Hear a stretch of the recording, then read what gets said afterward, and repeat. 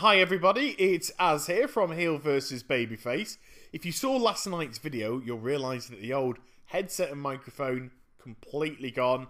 I've now replaced it with a new HD mic, so fingers crossed you enjoy the new sound quality. And we've now met up with the Shado Pan, and these pandas are unlike anything that we've seen so far. These pandas are fighters, and we're going to get some very interesting quests and very interesting tweaks on just basic quests. So first of all, they've sent us out to release the spirit of 3 of their fallen Shado Pan warriors when they've been defending the Ox Gate, and also to kill some of these carrion birds that are flying around. And they don't just want us to kill the carrion birds to stop them from pecking at their own bodies. They want us to kill the carrion birds to stop them from pecking at their enemies' bodies as well, because they have deep respect for their enemies as well, which is a very interesting and honourable little tweak for these guys, because not only are they warriors, but they are warriors with a code, and we do like that so much more, don't we? So it's a nice kill and collect quest. It's out of the way very quickly. They're not particularly difficult to actually kill either. They go down in next to no time at all, and you do genuinely want to kill them because you're like, yes, I will protect these bodies. It kind of gives a little bit more impetus. Well, it did for me anyway, because I like the Shado Pan. They're the only pandas in this game that don't just keep holding their hands out going, help me. They're like, look, if you want to fight with us, fight with us. If you don't, sod off, we'll fight anyway. Good lads.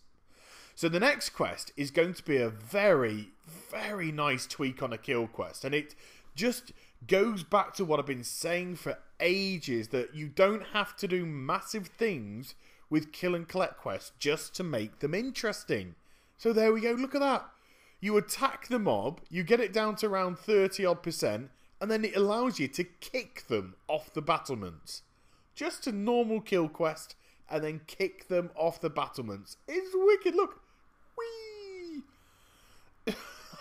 And that, it's just well done. Well done, Blizz. It's just so refreshing to have a kill quest that's tweaked just ever so slightly to give it that interesting vibe. And it's also given us a very basic collect quest to go alongside, but you don't really care because, first of all, you're only collecting 6 items, and secondly, the items are all scattered around the mobs, which are kicking off the wall anyway. So you're not bothered remotely that you have to go and pick them up. So well done again. So a kill and collect quest that's been tweaked to be actually interesting for a change. Amen. But it doesn't stop there. You remember a few videos ago, I was really harking on about Zoichin village. And the fact that this village was on top of a hillside, and it lent itself to some fantastic siege quest stories which never ever materialised. Well, look at this. We have the high ground, and we've created some sort of device which releases barrels, just made out of wood, nothing fancy, and then we can actually roll the barrels and control them down the hillside.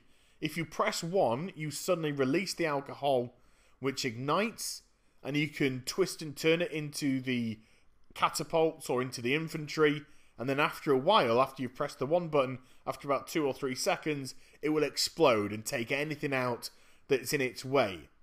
Now, there's a very key, interesting point in the storyline development there.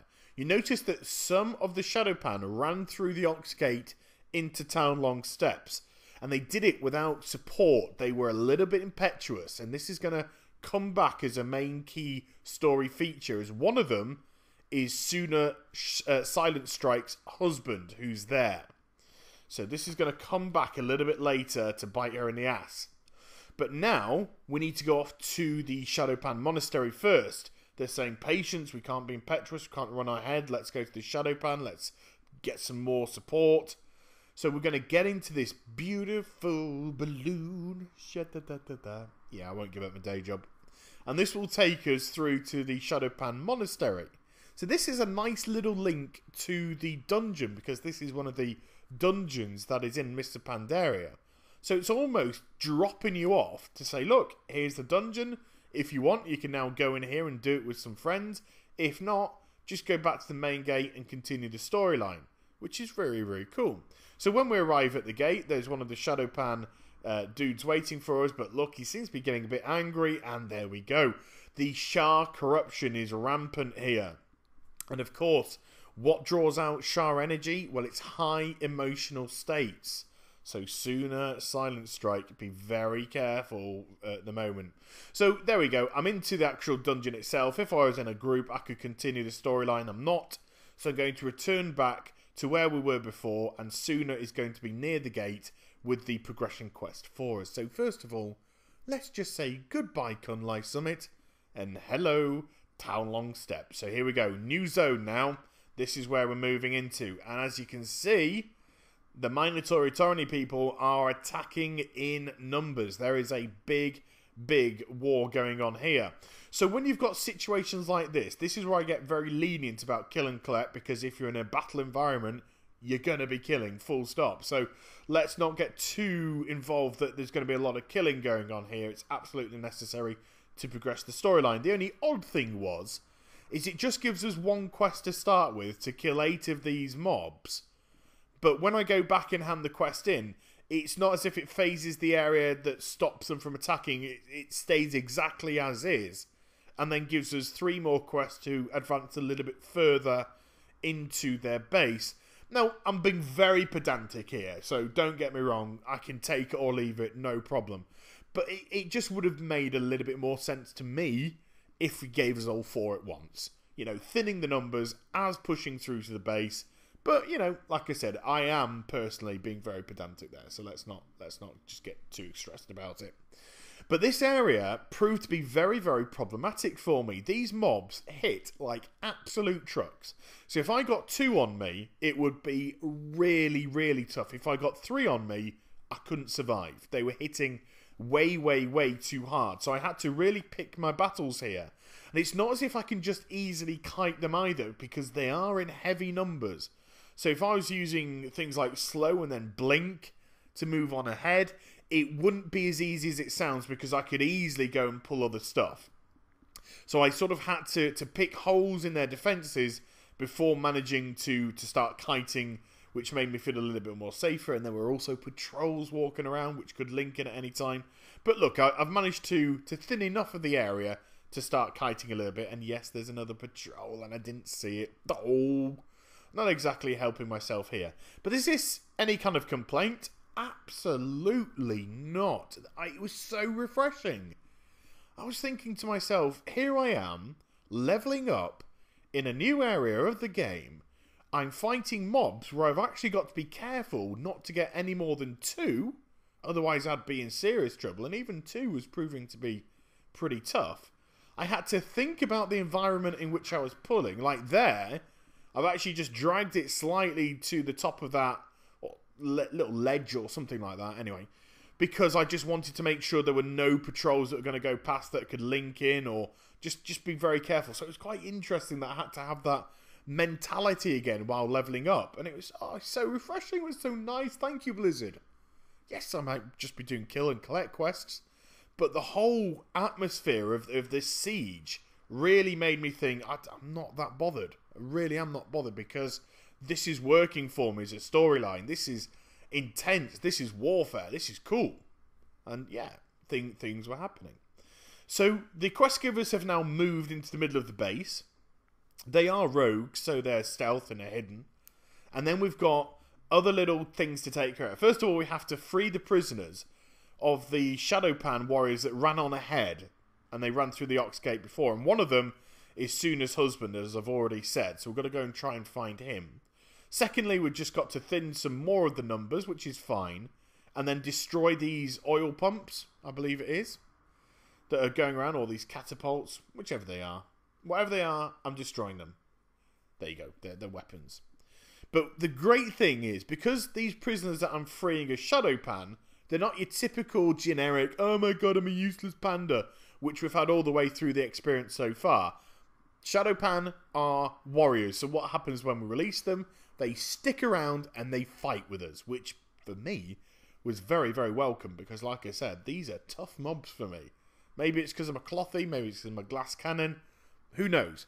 If I was in heavy plate, maybe it would be a lot easier for me to pull more or just survive a lot more. But their help was very, very welcome indeed. And the explosions are so cool, aren't they? they look really, really good. That fire isn't just a basic fire. It seriously looks like you've absolutely wiped out the ballista. But now I'm going to go into normal speed because we're going to advance the story with Soon a Silent Strike without the aid of a cutscene, but with in-game discussion. Or at least we're going to do that when I realise I'm being attacked on the right-hand side. There he is, Az. Yeah. Duh. So here we go. I'm going to shush. No, please. No. If only I had come sooner. If only Ban had listened to me. Shh. My sweet darling. Killers will not go unpunished.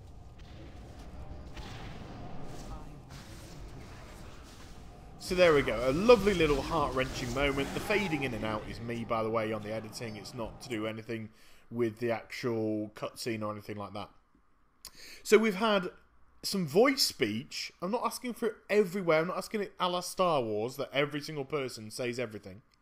But it was just so nice to have advancement in the storyline that involved spoken word that was emotional, without having to use a cutscene, so it was within the questing experience. Blizzard, you're showing stuff which you can do, and you're not doing it. And it beggars belief now why we've had so much generic nonsense, because this stuff is great. This stuff is engaging, it's involving, and why haven't we had so much more of it throughout the whole of the expansion? Oh, Blizz, come on.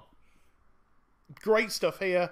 Poor stuff elsewhere. Doesn't make sense. Are different people doing different questing areas? That's what I'd love to know. That could be very interesting. But I'm going to end the vid now with just killing this mini-boss.